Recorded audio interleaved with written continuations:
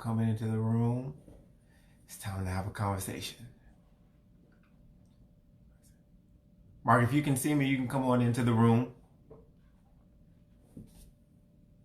Get people coming in.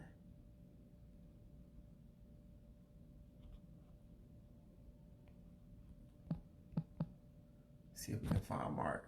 Oh, there. Is that Mark? No, it's not Mark. Mark, okay.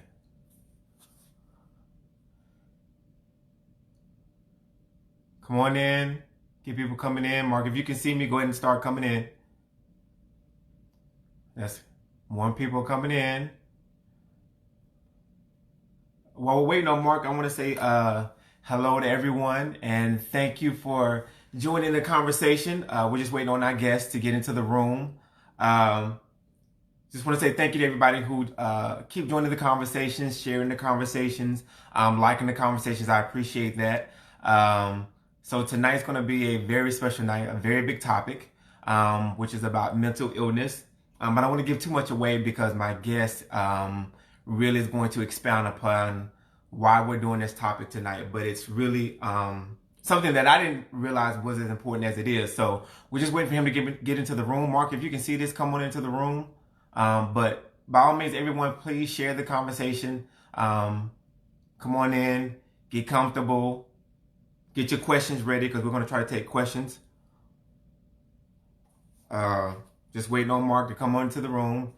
Everybody, come on in. More and more people. That's right. Keep sharing. Keep liking. Hey, everybody. You can say hello. While we're waiting on Mark. Let's see. I want to let everybody know for the first time we do have a sponsor. Tonight's sponsor is Smudge Love. Reach out to me. So for the best incense, sage, foot rubs, Smudge Love is a company you should all try out. And I will be posting Smudge Love's information after the conversation. We're just waiting on Mark to come on in. So by all means, everybody get comfortable. Find out where he is. But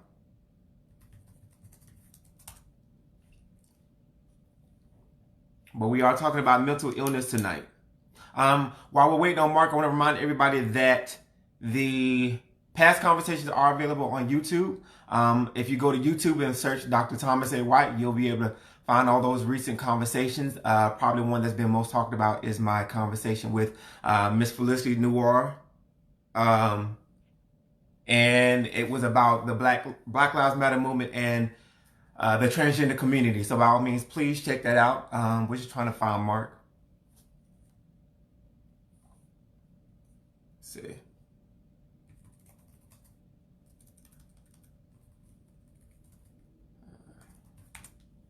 Get him on here.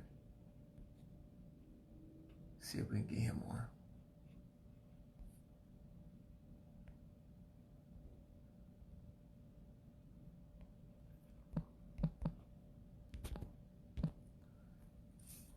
All right, we're just waiting for Mark to come into the room. Everybody kind of get situated.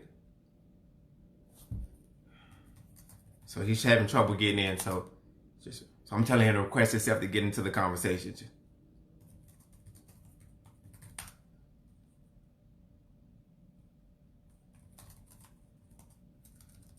All right, Mark, if you just go to the live on your phone, Mark, you can just request yourself to come into the room.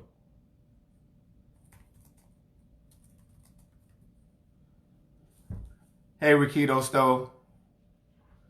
Smudge Love just said hello, Smudge Love. They just said hello.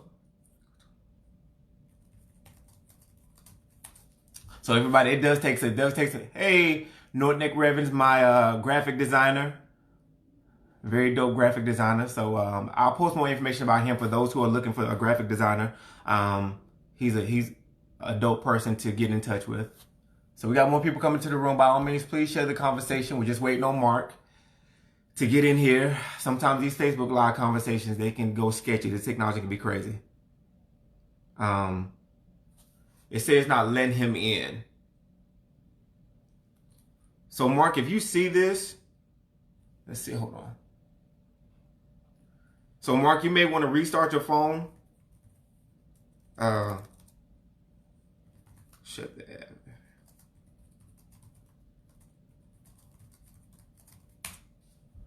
So it says it's not letting him in. So we're just waiting for him to get into the room. Everybody just kind of get comfortable. We have time. It's early. There's a lot to talk about. So trust me, there's a lot we're going to expound upon. And Mark has a really deep story to tell with his struggle with mental illness, as well as a personal story with others he's known who've had mental illness, as well as something else. But again, I don't want to give that away. But in the meantime, be ready for your questions so we can get Mark to answer those. So we're just trying to get him into the room.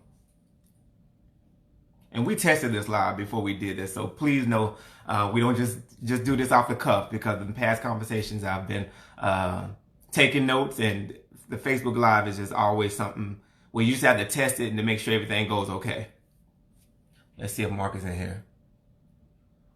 Mark, I still don't see your name on the request to be in. There's 20 people in. By all means, please sharing the conversation. We're just waiting on Mark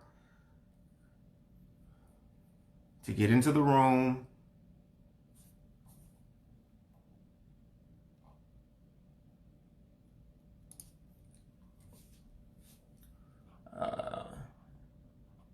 Let me see if I tag Mark in the comments.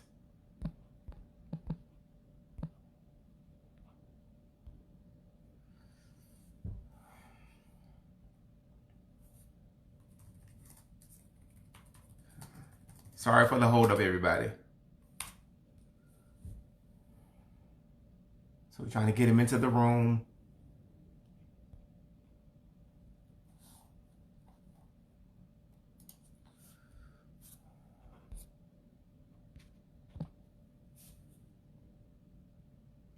So Mark, if you can, so Mark is here. So Mark, I need you to request to be in the video. Do you see the button? If you're on your phone, request to be in the video. Thank you, Elgin. Elginette's telling you to get into the room. All right, let's see if this is Mark right here. All right, this is him sending me a message.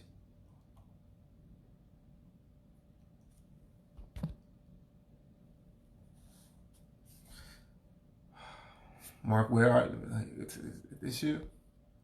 Still don't see you, Mark. I see everybody else let me see, Christopher. Hey, Christopher Coleman. Mark, I still don't see you. I see Keith Sims that I can add in, Ted Jerrison, Rainstorm, Christopher Coleman, Riquito, still Elginette. All those are the people I can add in, Mark, so I need you to try to request yourself in. We just tested this. Hey, Christopher Coleman. Hope everybody's doing good tonight. We're just trying to get him into the room. Just kind of be patient. I'm here. You can see me, so just know that the conversation is going to happen. He can see and hear us, but for whatever reason, he's not able to get it. He's trying to get in. I don't know what's going on. So he's asking how to request himself. So for those who put the comments in, for those who know how to do Facebook Live, put comments on how he can request himself to be in the live.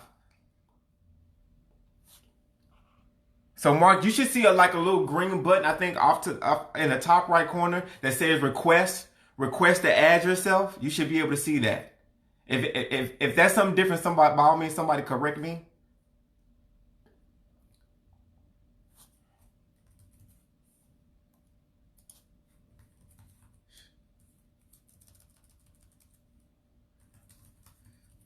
Look for requests to be in live. So I'm telling him to request himself to be in the live because he says he can't find it. He says it's not there.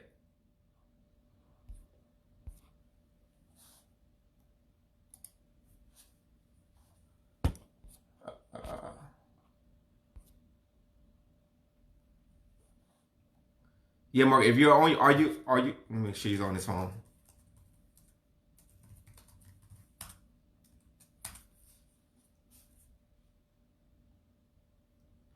Okay, thanks, Christopher. Mark, Christopher says if you have an iPhone, if it's an iPhone, the button is on the bottom right. Look on the bottom right. Thank you, Mimi Daniels. If it's an iPhone, it's on the bottom right, Mark, beside the like button.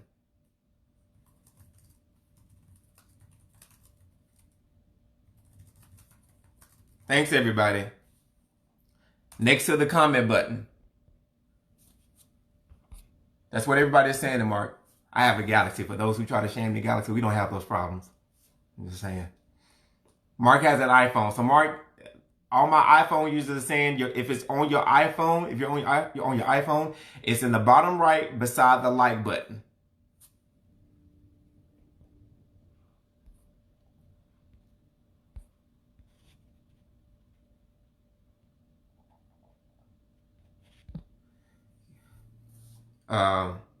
He's sending me the live.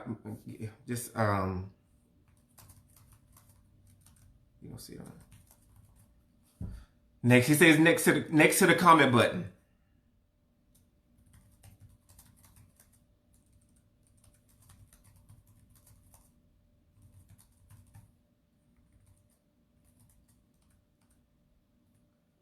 Okay, BB, hold on. Let me see if I can do it this way.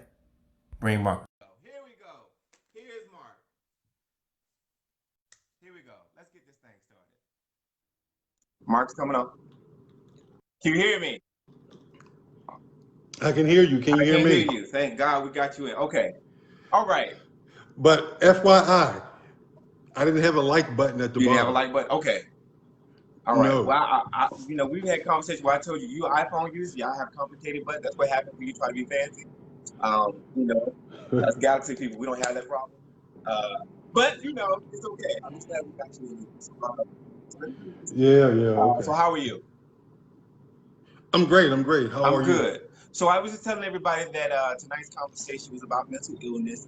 It was a big, huge one that I learned after you reached out to me, and we'll expound upon that.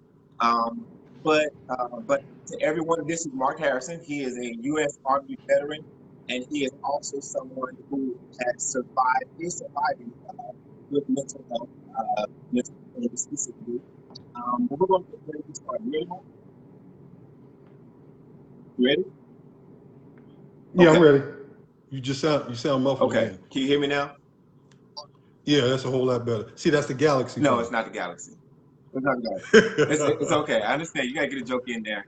I got it. Okay. But by all means, everybody, please like and share the conversation.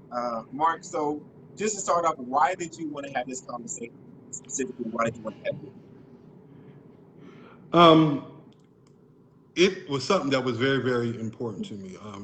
Reason being, we hear a lot about mental health now, but no one really knows what it is. It's kind of like a cliche or a catchphrase. But for me, when one of my friends was dealing with mental health, it became very, very prevalent to me.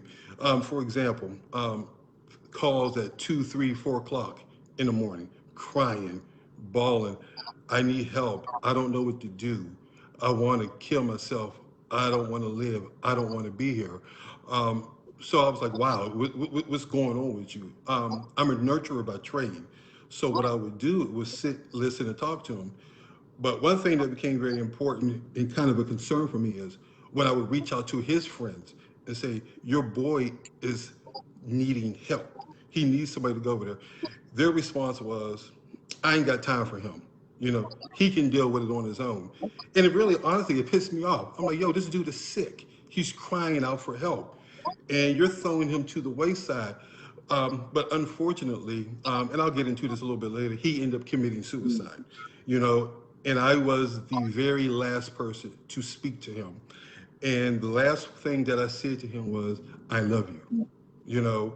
And I went to work like any other time, and I get a phone call at 12 o'clock that he had went in his daughter's room and shot himself. So I was like, yeah, this is something that we really, really need to talk about. And even for me as a United States veteran, in the military, back in the time when I went, we didn't talk about mental health. It was like, you're a soldier, you're strong, deal with it, go do a push-up, go get you something to drink. But something very traumatic happened to me in the military, and I didn't tell anybody this. Me and one of my friends, we were at a party in Fayetteville, North Carolina.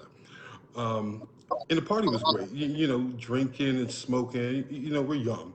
But her dad showed up. And when he showed up, the house became wreckers. So, everybody runs and he pulls out a gun. When he pulled out a gun, me and my friend, we jumped over a fence and he got shot in his head and he died instantly. And I kind of put that to the wayside and didn't think anything else about it until I had to go seek help from a counselor, and it brought that memory back again. So really, my close friends who really truly know me, when I hear a loud pop sound, it scares me. Mm. It takes me right back, and I had no clue what was going on, but it all stemmed from that. So the whole mental health thing is extremely important to me. We talk about it in the barbershops. We talk about it in the gym. I remember talking to somebody one day and say, I really want to take on an initiative about mental health. And his response was, men aren't going to talk to you. No, actually it wasn't true. Men are actually talking about it now. They're talking about it in a great deal. To what I hear one of my boys say, "Hey, I tried to kill myself 3 times." You know, when I hear my boy say, "Yeah, I thought about it last night," or I hear a young child talk about, "I don't know what to do. How do I handle this?" It brings me back to dealing with my own situations as well. A lot of people didn't know that I was suicidal at one time. A lot of people feel like, oh yeah, well, Mark is the strong one, but I always say, check on your strong friends. And when you hear somebody say, check on your strong friends, they're reaching out for Mm. help. And I couldn't find the help. But then I also had to learn the more you tell your story, the more people are going to listen. And the more people are listening, the more resources and the more value that you're adding to actually somebody else's life. And that's really why I wanted to talk about it. Mm. Well, I love one specific thing that you just said is that because we see that quote a lot, the quote of check on your strong friends. So you just, I Mm-hmm. love what you said when you said when you see someone who puts that out there, check on them. Because that's them crumbling up. So I really appreciate you saying that was one of the gems or gems. So let me make sure I understand this right. So you mentioned this incident where you and a friend while you were in the army, you went to a party and the girl who was having a party with passion and you pulled out a gun. Is that what caused your mental illness, or was your mental illness caused by something else? Um, Actually, when I sat down, I talked to a VA counselor because I had to get evaluated, and actually, it was probably about 2 years ago. And I had to get evaluated for PTSD, and it's weird. I'm actually sharing this for the first time. No one actually knew this part about me. Um, she said that could have stemmed it, but once she got to talking to me a little bit more and got in depth with who I am, I think my mental illness really stems from childhood. Um, the depression, the anxiety, not knowing how to deal with it, or being the first child, being the first grandchild, always feeling like I had to be the best. And that weighs a lot on me. But once I sat down and talked to a VA counselor, she was like, "You're suffering from depression. You definitely have anxiety, and it's the PTSD." One thing that she decided that I'm to the point where I didn't need any medication, but I had to find out what my triggers Gotcha. were. And once I found out what my triggers were, actually, what do you do to kind of captivate or kind of work on your triggers? And I'll tell people, and there's somebody on this call who actually knows this. Good friend of mine's, one Wait of a minute. my So main wait a minute. Hold triggers. on, Mark. So people are saying that everybody, can you hear us good? If you can hear us good, give us a like or a hand to say you can hear us good. Somebody said they can't hear you. We're not very clear. Can everybody hear us? If you can, let me know. Do a like, do something. Hurry. Do a wave right quick till we get into the conversation. I can make sure everybody can hear us. Can you hear me? Nobody's saying okay. Somebody just did a like. Okay. Anybody else? Everybody good? Oh, okay. All right, Mark. Thank you, Mimi Dale. Everybody else, thank you. Go ahead, Mark. Um, it's it's been a situation probably that has been around. I've had family members who talk about mental health illness, but they use a certain word, Yeah. crazy, or so and so has bipolar.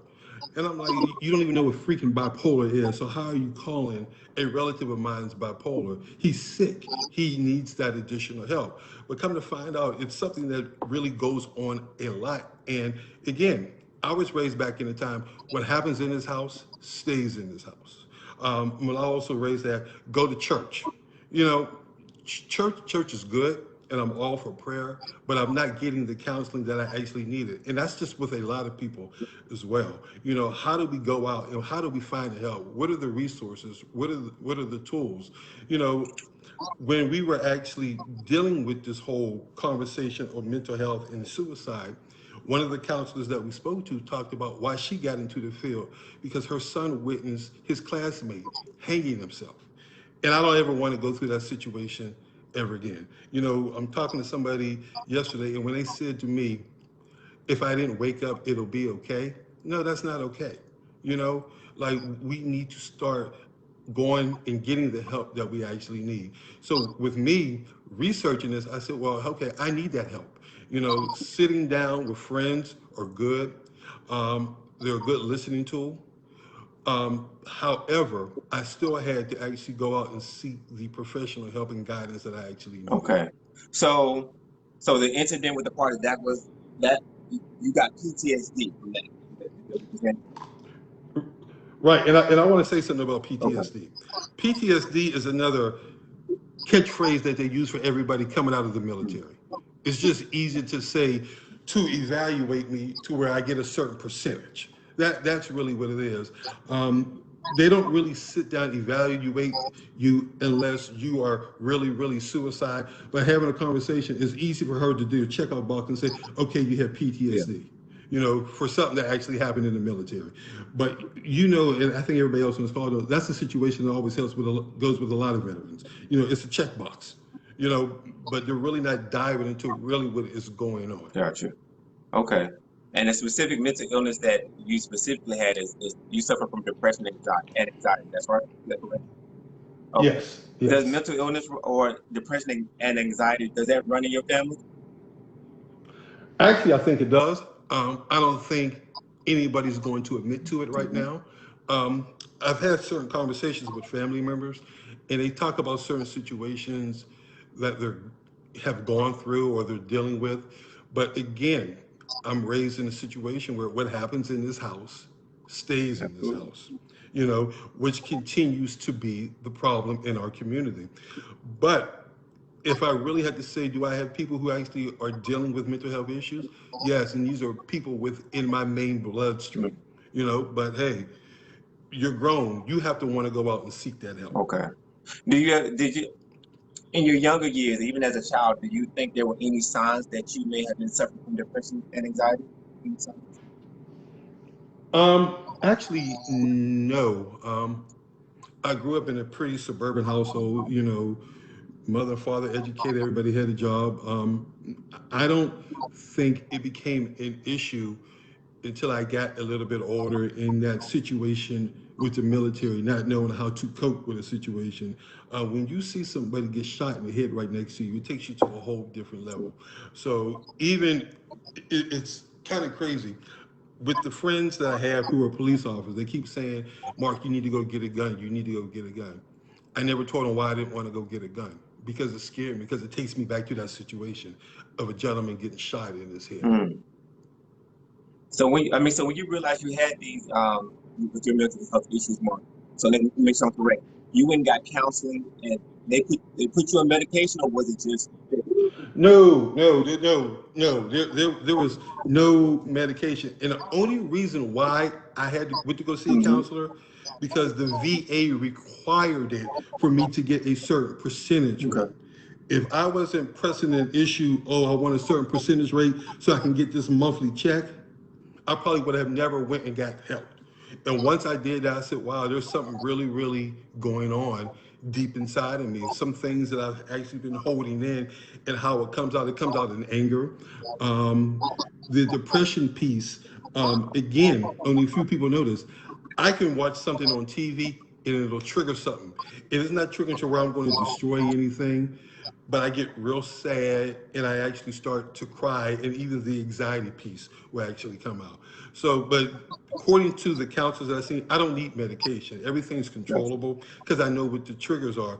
But for example, if everybody's familiar with the show called Greenleaf, in the final season, Grace and her son hugged. Okay, that tore me up. Mm. You know what I'm saying? And the reason why it tore me up is because me and my mother have such a toxic relationship. you know. So the depression and anxiety came right back into play all over again. And what I had to do was I actually had to go outside my house and run. And people know I hate to run, but that was one way I actually had to deal with it. Mm, gotcha. So I mean, so with your, so when it comes to mental illness, based on what you learned and dealing with it and having it depends on the person or the situation as far as whether they might need therapy, medication, or both. It just varies. Is that right? Yeah, it does. Based on the people who I've talked to who are actually licensed clinicians, it really based on the person and their situation as Mhm. well. It does.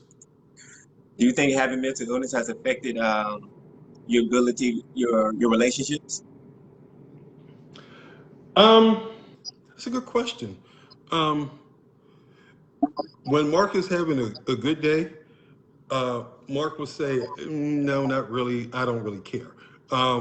But when Mark is in a sad, depressive state, it has. And one of the reasons why it has affected me is I don't know who I can turn to, you Mm-hmm. know. And when you're in that state, um, not knowing who you can turn to becomes a problem, especially somebody who is depressed. I've learned between the hours of 12 to 4, 12 midnight to 4 a.m. are the worst times. So how I've been able to cope with that at night, and this is in the past, I was self-medicating myself so I can go to sleep at night. So I didn't wake up 2, 3 o'clock in the morning looking at the walls or staring. But also, too, I realized 2, 3, 4 o'clock in the morning is when my friend was calling me, you know? So it was kind of the same scenario as well. Mm. So what are some things that I mean? So do you still do counseling for your depression and anxiety? You still do counseling? I do. I Okay. do. And I have a great counselor, and she recommended that everybody needs counseling, even the counselors need counseling. One thing that I thought was going to be hard for me to do with counseling because they asked you, do you want a man, you want a woman, black, white, brown, whatever. They gave me a woman, and I really thought me having a woman was going to trigger something, especially with the relationship that I had with my Mm. mother, but it didn't. She was able to get something out of me that nobody ever got out of me. You know, having a conversation with somebody who doesn't know you, but who wants to listen, and I'm on the phone crying, but I'm getting it out, and it feels so good. I mean, it's like a relief. So I do counseling. It's generally probably once a month, but if I need to call her at any given time, I can. Gotcha. So besides counseling, what are there some other things you do to kind of cope and deal with, what you have going on, like, you know, mental exercises or just some type of activity you do? Yeah, physical activity. I found a lot of great joy in the gym. Um, I have two great trainers who are probably on this call who have really motivated me and allowed me to take whatever issues that I'm dealing with out in the gym. And it has been phenomenal. So I do a lot with the gym. I'm now actually writing. I enjoy writing. And that's really about it. But the gym and writing and just sometimes sitting still, Mm. and just thinking about something great and positive that's actually going on. One thing I've done, and it sounds bad, but I had to do it for my own mental being. When people are coming to me with their problems now, I can't deal with it. First thing I say is I am not a licensed clinician. I'm dealing with my own issues. If you want somebody to listen, I'll listen all day. But I'm no longer giving anybody any advice. I can't do that, because what happened was I gave my friend advice and he Mm. died. Mm. So because of what happened, that hinders you from just. Do you feel bad when you can't give advice? Do you feel like your friends feel like you let down when you say, "Yeah, I can't give advice"? Um, I did in the beginning. I don't anymore. Um, a counselor and a very good friend both told me you got to do what's best for you. And if what's best for you is saying no and walking away, then say no and walk away. Because your mental stability is more important than dealing with somebody else's own issue. So do I feel bad? No, not at all. not, is actually giving me great peace and joy. That's good, man. I'm glad you said that. I think that, I mean, once again, that is another gem drop because I think a lot of people sometimes forget the fact that it's okay to take care of you first. So I'm glad you. Yeah, and I am definitely taking care of me. And it's weird. Probably last year, when I was in a toxic situation, and I knew there was a problem. I walked outside of my house and I just went to the store. I had to get Mhm. out, you know. And a stranger looked at me, and I thought I was fine. And she looked at me and she said, "Baby, are you okay?" And I knew there was a Mhm. problem. You know, when a stranger walked up to me and said, "Baby, are you okay?" So I was like, "Well, I need to go seek help." If a stranger could walk up to me and say this, then there's something definitely going Yeah. on. Ironically enough, sometimes my friends don't know because you mask it. You know, that's some we tend to mask our feelings and emotions. Um, I'm on the phone with people sometimes and they don't know that I'm in a mental breakdown. But I've got to the point where I'm so good at masking it. You know, it's weird. But now when I talk to certain people, I don't mask it. They have allowed me to open up and to share my feelings. But more importantly, they Mhm. listen. You know, and that's what's really, really important. Gotcha. So for those just joining in on the conversation, thank you for joining tonight with Mr. Mark, U.S. Army veteran, and we're discussing mental illness, and he is telling his story, being vulnerable and honest about what he's gone through and discovering that he's had mental illness and surviving through it, and also the story of a close friend who committed suicide having mental illness. Uh, Mark, we've been friend that committed suicide. Do you think COVID kind of agitated his mental illness, or did it just something like this? Yeah, according to the therapists or clinicians that I've been talking to, as well as the resources as Mhm. well, because of COVID, suicide rate in African American men have increased by 13%. You know, and that is a lot. Men, black men particularly, are suffering in silence. And what's very important to me, single mothers raising young men, it's important that you know what's going on in your son's life. If you can't talk to them, get somebody to talk to them because the suicide rate among teenagers is very high too. Mhm. Seeing some of the comments, Mark, and people, thank you for your vulnerability. And Jeff Augustino just revealed that back in 2012, he was lost and depressed and almost put a gun to his head. Uh, but through the faith of God, he's come out through it. Mark, what would you say to somebody like Jeff Augustino or anyone who may be realizing that they have, a mental illness like depression and anxiety? What would you say to them? Don't be afraid to ask for help. Um, as men, we tend to think that we can handle and tackle the world. In all actuality, we can't. You know, and as men, you know, our death rate is extremely higher than anybody else's. We always seem to compartmentalize everything that's going on. We don't like to share our feelings. We don't like to share our emotions. But find somebody that you can actually talk to. Find that good friend. Find sometimes even a stranger. But go get help. I mean, we all need somebody who is licensed to sit down and talk to you and actually guide you through the process. You know, I wasn't sold in the beginning, but now I highly, highly, highly recommend it. You know, when I'm sitting in the barbershop and brothers are talking about, yeah, I went to go see my therapist. I'm like, okay, you know, men are starting to really talk about it. But what I've learned is men talk about it once they know that somebody else is vulnerable Yeah, too. yeah. Can everybody hear us okay? Just making sure you can hear us okay. I kind of moved the camera up, so I hope I'm not muffled anymore. But okay, everybody's getting up a lot, so here we go. But again, we're talking about mental illness with Mr. Mark Harrison. Everybody, by all means, please share and like the conversation and get others to join in. Mark, let me ask you a question. With the mental illness, what was your experience like? I can't hear When you. you realized you had mental illness and your depression and anxiety, was Mhm. there ever a scary moment that you ever had where it was too much or it was affecting something in your life? Was there ever that moment where you just were like, okay, this is out of control? Um, I don't. I think where I am now, there aren't too many scary. Well, no, I take that back.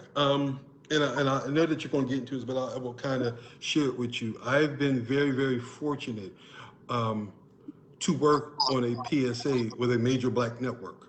Um, while filming the PSA, I asked a question which was part of the script to another gentleman. Are you okay? He went into a mental breakdown. When he went into a mental breakdown, no one knew what to do. Um, and it took me back. Um, just off a question, are you okay? I mean, he went into complete meltdown. The director didn't know what to do. The producers didn't know what to do. And honestly, I had to walk away. And I got on the phone. And on the ride home, I had to call people because really I didn't think I was going to make it. I did not. It took me back to Mark, don't go into meltdown. You know, you got to be strong. But it was probably the longest 30-minute drive of my Mm-hmm. life.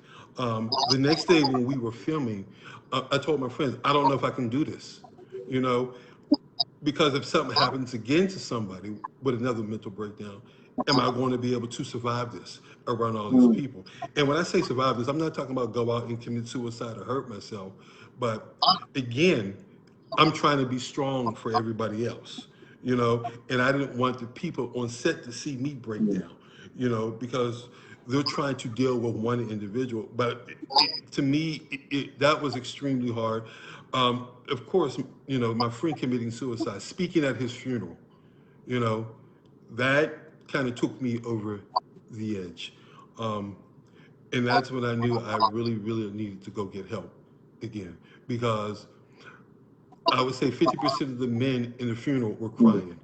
And yeah, they were crying because he had committed suicide, but a lot of them were dealing with their own mental issues as well. And a lot of them kept saying, yo, that was a good speech that you said. I'm having issues. Where can I go get help?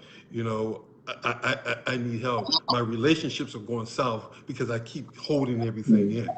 You know, so it just really all depends on the situation. But generally, when I see somebody in a meltdown situation, unfortunately, it hasn't been many. I'm able to pull myself back away from it. Gotcha. So with COVID going on right now, and a lot of times with the quarantine and people are kind of isolating themselves if trying to avoid getting sick or if they are sick. Has COVID affected you? With your depression and anxiety, has it affected you? Well, I think it's probably the same for a lot of people. You know, it's that idle time. You know, is that idle time is the devil's playground. You know what I'm saying? Where you're sitting around looking for something to do on a mental piece, not as much. Because I was getting out and I was walking and I was talking to people. But I know for a lot of people, it has truly, truly affected them. It was where my anxiety kicked in large groups. You know, never really by myself, which is crazy.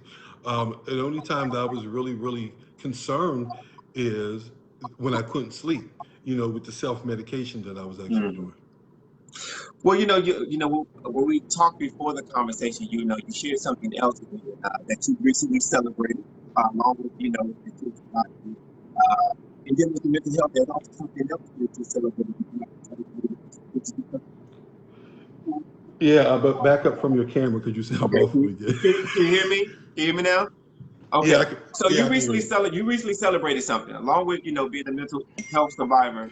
You recently celebrated another milestone for you. Would you like to tell everybody what that is? Yes, stage 2 prostate cancer. Um, that's actually when the mental health kicked back in, um, because you're feeling isolated. You're feeling alone. I'm used to somebody who can do things for themselves, but walking up the stairs became an issue. Putting on clothes, getting in and out of the bed. But with the grace of God, with the grace of I had great, great friends who really supported me. You know how they always say, when you're going through something, that's when you find out who your true friends Yes. are? And I found out. Mentally, it was toxic. Yeah, it really, really, really was. And that's when the self medication piece actually kicked in. You know, like I got somebody coming over here washing my clothes. I got somebody coming over here going to the grocery store. I got somebody taking me, to chemo. It was a lot, especially when you're used to doing things by yourself. Um, but I got through it. But one of the things that I decided to do was getting through it was to give back and to help those who are actually suffering. So me and another great friend, we started doing research on different organizations that really work with individuals and provide resources and tools for people who are suffering from mental health. So if people probably don't know this name, Boris Lawrence Henson. Boris Lawrence Henson is the father of Taraji P. Henson. Taraji P. Henson's father actually suffers from mental health, and she created the foundation. So I ended up writing them an email, and I had to really share my story about what's going on. The very next day, her chief of staff called me and was like, "Wow, what would you like to do?" And I said, "I actually want to do a fundraiser for this foundation. This is my way of saying thank you for what it is you do, but also giving back." So yeah, it actually turned out pretty well. So the fundraiser, I had a brunch for all those people who came and who helped really, really supported me. And it was my way of saying thank you and raising money for the Hmm. foundation. Well, you know what's interesting, Mark, because I kind of think you kind of skimmed over it. I mean, I want everybody to realize what you said earlier. This man is celebrating being cancer free. I mean, let's really put that in. I kind of feel like even Mark kind of skimmed past that, and that's not something to skip. That's not something to take lightly, along with your mental health issues and to be a cancer survivor both at the same time. So, to everybody watching, I really want us to really think about that. This is a man who has been through a lot, and to survive through cancer. That's huge. That's big. I know people who have gotten cancer and have lost. So for you to be celebrating that is still an outcome. I truly celebrate you. Definitely don't want you to never skim over it. And to anyone, never skim over any achievement you have, but you do want to definitely take a moment to go back and process that. Touching you. Well, I guess with me with the whole cancer piece, I can remember my friends coming over and saying, "Damn, you're skinny." Who the hell wants to hear that when you're sick? You know what I'm saying? Like, "Oh, you lost all your muscle mass." I don't want to hear that nonsense. You know what I'm saying? And I remember when I was on a path of really healing, somebody saying to me, "Bro, I came to your house and I just wanted to break down and cry." And that's probably why I always skim over it You don't want pity. a lot. Um, Yeah. I don't want pity, but I don't want ignorance Mm. either. You know, um, somebody who's sick, you don't hear, "Damn, bro, you lost a lot of weight." I'm trying to get up and survive. I'm trying to eat food. You know how it takes me 10 days to eat one chicken Right. wing, you know? But one thing I did say to them, and it's my mindset, I said, I will win because I'll always Gotcha. win, you know? Yeah. And that's kind of what I kind of use with the whole mental health piece as well. You know, if like for somebody to say, do you feel like you're a Kanye? And I'm like, that's ignorance. When people really don't know what he's suffering with, or what I'm even dealing with, to say something like that, those are the people that I actually Yeah. ignore. And generally, what I found out speaking to one of my counselors, those are the people who really need to go out and seek help. Mm.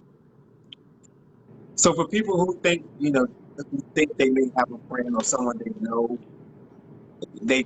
that they know that they think may have mental illness, Mark, are there any common signs to look for someone with mental illness? Uh, um, some people are very reserved. Um, for me, I became very, very reserved. I didn't want to talk to anybody. Um, I just kind of stayed to myself, and I'm really a people person. But the most important sign is if somebody tells you that they need help, go out and get help for them. You know, yeah, because sometimes we tend to, as men, oh, bro, get over it. You just playing around. Don't say nothing like that. No, if he's saying that he needs help, you go out and you get that person help. Or if you see things changing in them, physically as well as mentally as well. Sometimes people come very reserved.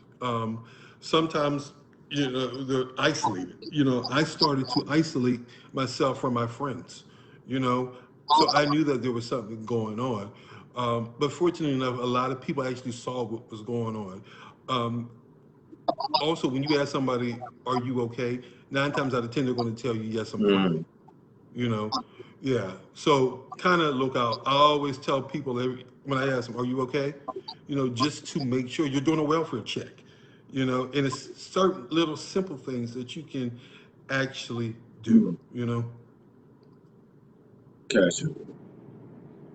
Okay. You covered a lot. To everybody watching, by all means, please share the conversation. If you have any questions, go ahead and put them into the comment section. We're going to start filling those remarks as we wrap up. So you covered a lot. If you have any questions, by all means, the remarks there's a lot of good comments that I'm noticing coming in good for you. So I think it's been a great thing you're doing this. I told you you would need help from someone. I felt like you would really be giving some encouragement and upliftment to someone who we didn't even know was dealing with mental issues. So again, I appreciate you. Number one, trusting me to have the conversation with you. Thank you. But something, a popular topic that people have been talking about, Kanye West. So until you see him in the news, do you believe or do you think he's suffering? Do you think what's going on? Do you think he's suffering from mental illness? I'm gonna answer that in a couple of ways. As a regular person off the street, yes. Okay. As a person who is not a trained clinician, I can't answer that question. I don't want to evaluate somebody if I don't have the proper training, and that's what we tend to Yeah. do a lot. Evaluate people, and we really have no clue nor training what's Yeah. going on. So I don't want to put that out there on him. Does it bring concern? Oh, most definitely, but I would never evaluate him because I'm not trained to do that. Gotcha. Thank you, Wanda Davis. Hope everybody can hear me. Mark, you can hear me good, right? Can you hear me? Can you hear me? Yes. Okay. We've covered a lot. Does anybody have any questions? Mark, everybody said thank you for sharing your story. Do you believe there are a lot more people, Mark, in the U.S., in the army, in the, all the different reserves, the defense teams? Do you feel that there are a lot more with mental illness? Oh, most Yeah. definitely. Um, and not even military. I'll go back to a question you asked. COVID. COVID has shined a light on a lot Yeah. of people. Um, the military as well. One thing, if anybody who is on this call who has actually been in the military, they don't check your mental well-being when you go into the military. Problem one. You know, it's sign your name on the line and let's just keep it moving. If you have a mental breakdown, we'll deal with it while you're in the military. Kind of like with the police. There is really probably, no thorough mental check, of what's really going on. But yeah, the military, yes. I mean, I've seen mental breakdowns when I was in the military, but again, no one knew what it was. Somebody take that soldier and, and tell him to go chill out or at ease. you Yeah. know, but he's having a breakdown. He's destroying stuff. Hell, he's even putting marks on his body, you know. But when we were in the military, we were just trained to just go another direction, just keep it moving, and kind of like, mental health now is this new catchphrase, you know. For, yeah, and I'm kind of glad it's a catchphrase because it has more people looking at really what's going on in the world, but more importantly, within themselves as well. So I hope that from this conversation, people are looking at themselves, they're looking at their children, and they're going out to get that help that they actually need. I said, my thing is we have to stop the stigma, and we can no longer be silent. It's about saving lives, saving lives of the black man, but also the black youth as well. Gotcha. Okay. So I know you mentioned you were working on a PSA. Is there somewhere where people can view the PSA at some point? Yes. I was hoping, but I don't control Gotcha. production. Yeah, but I got an email last week. It should be out probably within the next 3 weeks. Again, under contractual obligations, it's on a black network, but I just can't say the name. You just pick and choose. Or I'll break it down. Somebody who has known me, I used to work there a long time Gotcha. ago. Okay. He Okay. kind he kind of Okay. just gave y'all a hint on where it's gonna be, so pay attention. Yeah. Those He were, gave me a yeah. huge, Yeah. huge It's clue. a, Black Network. yeah. There it is. We're Black gonna leave that. network. Yeah, there's not many, but I actually want to thank the gentleman who actually saw my Yeah. vision and took it to them, and they ran with it. So I want to definitely thank Gotcha. him as Okay. well. You So, know, Mark, we got a question. Are there any changes you would like to see with how the military or VA treat mental health? well, well, okay. The VA needs to be gutted from the from the bottom to the top. Let's just start. Let's just start with that. But yeah, they need to have, in my opinion, and I don't know really what they do now, are clinicians that are actually serious about individuals' mental health Yeah. well-being. Again, it's not about signing your name on a dotted line. It's about making sure people are actually healthy. You got to think in the military. You know, uh, I have free reign of a gun at all times. You know, if my mental well-being is not great, then we have an issue. But the VA really needs to look at the mental stability of everybody who is going in, and probably I didn't sit down with a counselor in the Army before I even went into the military. Mm. None, none, and I haven't seen too many of my friends do the same as well. It's not until I realized that the VA wanted me to get evaluated for a percentage for a check to where when I first started getting evaluated. And mind you, I've been out the military for 28 years. Gotcha. Okay. So somebody. But also, too, if you ever notice, most of your homeless population are veterans who are dealing with mental health Hmm. issues. So I mean, so Yeah. that's always been fascinating to me. As far as you come out of the army and you end up homeless. Why is after all these years, there's no kind of program that kind of None, really. none, none. You are.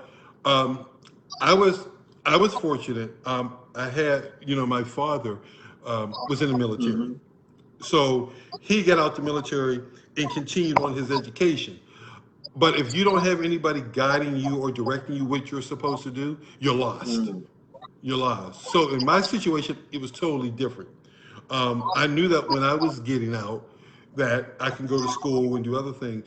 A lot of people, I have no clue. They get out, and it's kind of like, here's your stuff, here's your dog tags, and you kind of figure out what you want to do. Okay. You know? So somebody just posted a Yeah. comment, Mark. Somebody said that there are programs. There's a homeless veterans reintegration program. Are you aware about that? Do you know about that? Yeah, but let me ask a question. This is the United States of America. Besides veterans, why is anybody hungry, homeless, or unemployed or dealing with mental health issues? There's not enough mental health facilities in the United States of America. I don't see that's a whole nother can that we Discussion. can Yeah. actually go in. You know what I'm saying? So when you talk about no veteran who has fought for their country should be Mm. homeless. I agree with you. I agree. Yeah, I agree. yeah. I agree. But that's a whole nother That's a whole nother discussion. conversation. Yeah, that's a whole nother conversation. So so let me ask as we wrap up, Mark. At the end of the day, what do you want people to know about mental health and mental illness? It's okay to ask for help. And you are not crazy, strange, or you're not any different than anybody else. You know, people are suffering. A lot of people are dealing with issues from their childhood that they have never been able to deal with. And it's starting now. COVID has brought a lot of that out. But go get help. More importantly, I want people, if they know there's an issue or if they see there's an issue, go seek help. Help is there for you. Also, if you don't like the person who you're talking to, the clinician that is, find another one. There's a lot of them out there. There are a lot of them out there. Some are good, some are bad. I'm not dogging anybody out, but um, I've been fortunate, you know, um, to have a very, very good friend that you and I've actually talked to who has guided me through this process. But on the standpoint of them actually working with me, conflict of interest, but they have still been a great help and provided the resources and tools. And I'm not saying everybody doesn't have that, but there are resources and tools. But just please go out and get help. You know, really do. And but you know, but again, when you hear somebody say check on your strong friends, check on your And I friends. want everybody to remember this. When you Yeah. see somebody post that quote, and I've seen every now and then somebody will, as Mark said, that may be them finding out that that specific person who's putting that quote up is not just for show, for likes, but it may be their own little way of asking. Um, Yeah, but one thing I will say is some people are just scared too. You know what I'm saying? You talking about what's going on with you may scare that other individual as well because it may open up something that they don't want yeah. even opened. You know, something that they have suppressed as well. And I've learned that along the way, and that's okay.